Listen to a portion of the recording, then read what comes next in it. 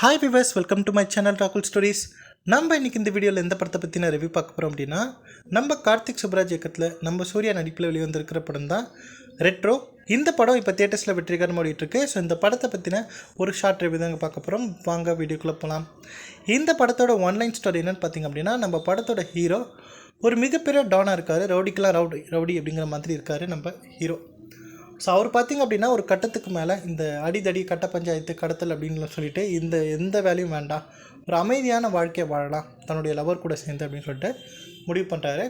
So முடிவு பண்ண மாதிரியே பார்த்திங்க அப்படின்னா எல்லா கேங்ஸையும் கூப்பிட்டு, அவருடைய விரோதிகள் எல்லாரையும் கூப்பிட்டு, இவர் யார்கிட்டெல்லாம் பிரச்சனை வச்சுருந்தாரோ, இவர்கிட்ட யாரெல்லாம் பிரச்சனை வச்சுருந்தாங்களோ எல்லாரையும் கூப்பிட்டு, இந்த பாருங்கள், இதுக்கப்புறம் நான் இந்த அடிதடி கட்ட பஞ்சாயத்து கடத்தல்லாம் பண்ண போகிறது கிடையாது. இதெல்லாம் நான் விட்டுட்டு ஒரு அமைதியான வாழ்க்கைக்கு போக போகிறேன். என்னுடைய லவர் கூட சேர்ந்து ஒரு அமைதியான வாழ்க்கையை வாழ போகிறேன் அப்படின்னு சொல்லிட்டு சொல்கிறாரு. இதெல்லாம் இல்லை, நான் கண்டிப்பாக நாங்கள் பிரச்சனை பண்ணுவோம் அப்படின்னு சொல்லி நீங்களாம் முடிவு பண்ணியிருந்தீங்க அப்படின்னா கண்டிப்பாக உங்களில் யாரையும் நான் உயிரோடு விட மாட்டேன் அப்படிங்கிற மாதிரியும் வார்ன் பண்ணுறாரு நம்ம ஹீரோ. ஸோ அப்படி பண்ணும்போது பார்த்திங்க அப்படின்னா அதெல்லாம் ஓகே தான், பட் எங்களுக்கு சேர வேண்டிய ஒரு கன்சைன்மெண்ட் உங்ககிட்ட இருக்கே, அதை நிறுத்தி வச்சுருக்கே, நீ தானே கடத்தி வச்சுருக்காது, அதை மட்டும் எங்ககிட்ட கொடுத்துரு. நீ ஆசைப்பட்ட மாதிரி உன்னுடைய லவர் கூட போய் சந்தோஷமாக வாழ, நாங்கள் எதுவும் டிஸ்டர்ப் பண்ணலை. அப்படி நீ உன்னால் அதை கொடுக்க முடியாது அப்படின்னா கண்டிப்பாக உன்னை எதுவும் பண்ண மாட்டோம், உன் லவரை கொலை பண்ணிவிடுவோம் அப்படின்னு சொல்லிட்டு அவங்க மிரட்டுறாங்க.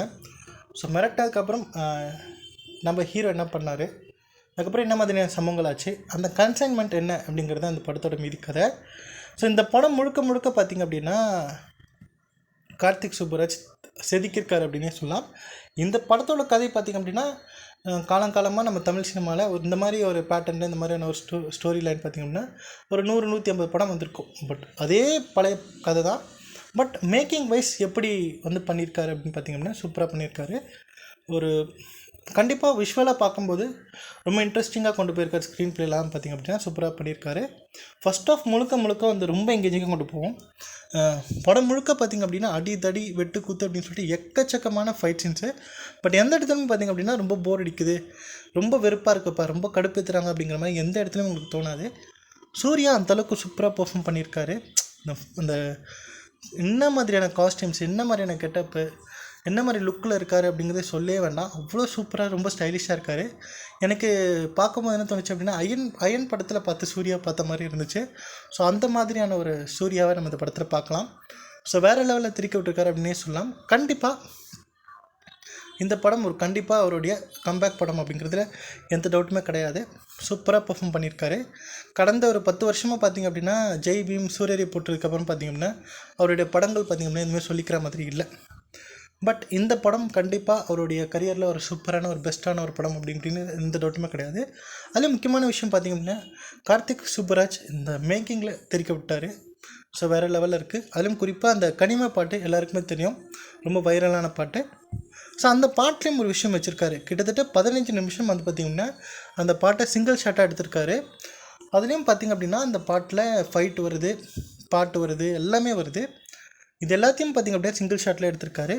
ஸோ அவ்வளோ பெரிய க்ரௌட் அதில் ஒர்க் பண்ணியிருக்காங்க. எல்லாருமே பர்ஃபெக்டாக பண்ணியிருக்காங்க.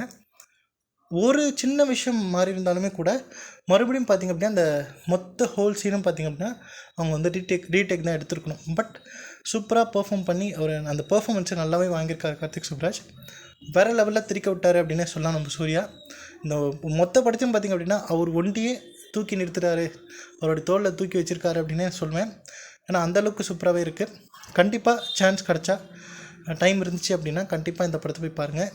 ஏற்கனவே நான் இந்த படத்தை பார்த்துட்டேன் அப்படிங்கிறவங்க எப்படி இருந்துச்சு அப்படிங்கிறத கமெண்ட்டில் லீவ் பண்ணுங்கள். ஸோ இந்த வீடியோ பிடிச்சிருந்தால் லைக் பண்ணுங்கள், ஷேர் பண்ணுங்கள். மறக்காமல் என்னுடைய ராகுல் ஸ்டோரிஸ் அப்படிங்கிற என்னுடைய யூடியூப் சேனலை சப்ஸ்கிரைப் பண்ணிவிடுங்க. தேங்க்யூ.